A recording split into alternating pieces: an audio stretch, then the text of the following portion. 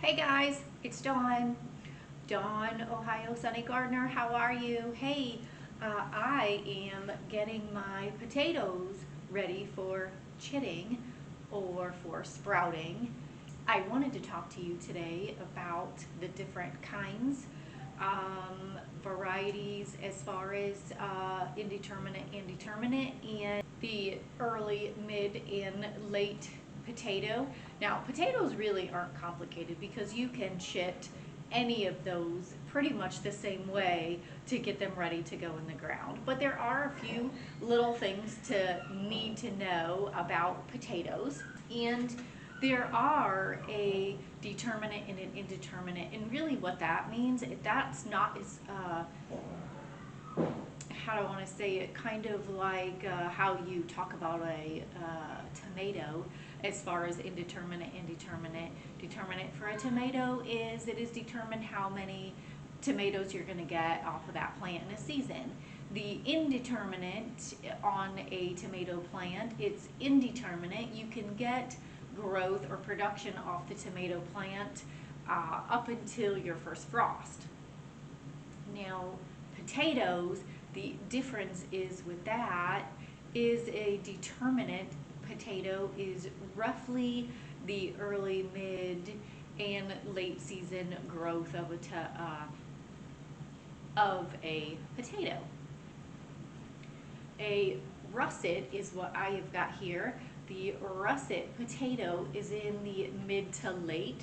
So we can, mid to late is about 100 to 120 days of maturity to harvest your potatoes. The red potato, however, that's an early crop, so this would be considered a determinate, and it only takes about 75, roughly 90 days to harvest. So anybody who is in the northern zones that have the longer growing season can grow a couple times of the determinate potatoes, and these are the red potatoes, and then these are the russet. The russet's the late, and the red potato is the early. So I'm probably just going to grow one round of these, and then I probably will grow a couple rounds of the red potatoes. Now, speaking of growing the potatoes in the long growing season, I am actually doing an experiment, but I'm doing it for me, obviously for you guys.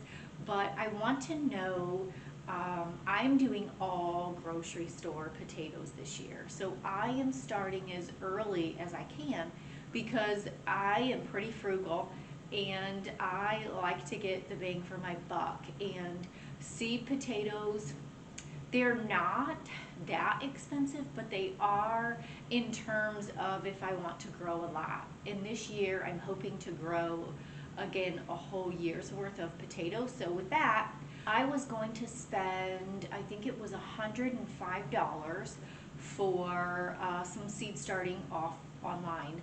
And I actually spent $45 on all of the potatoes that I got. I got 40 pounds of the russet, and then I got 20 pounds of the red potatoes.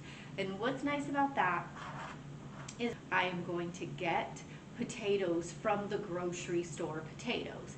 Now, my question is, am I going to get a bigger or better harvest as if I would have used the seed potatoes online? So with my growing season being so long, that the experiment should work for me, because if the russets, the grocery store ones, do not work, then I can find a different red seed potato and I can grow more of this one or of these and have a couple productions going if this experiment doesn't work. So in the long run, I could be spending more money than what I wanted to at the beginning, but I'm only going to find out by trying. So that is what I'm going to do.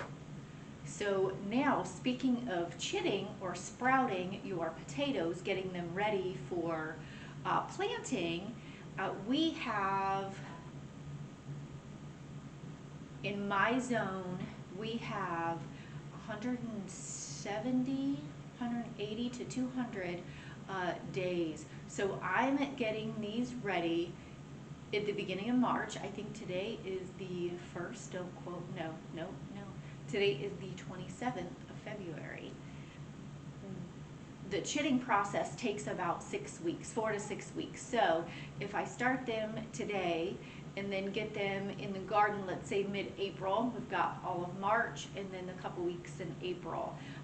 These will be just fine if I put them in mid-April and we get a light frost or a frost, because if they have sprouted, they're gonna sprout underneath the ground once you mound them up. So once they actually start to get to the surface, that's the area where you want to be careful of getting them out too soon, because you don't want your plants to catch one of those frosts. But getting them in mid-April will be just fine because they will not reach the surface.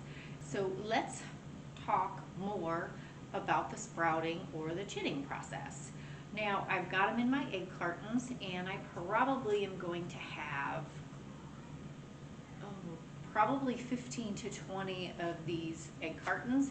And when you chit or sprout a potato, at the bottom of the potato you will find where it had attached to the tuber and it was in the ground. So you want to put that nodule down and then give it some air space.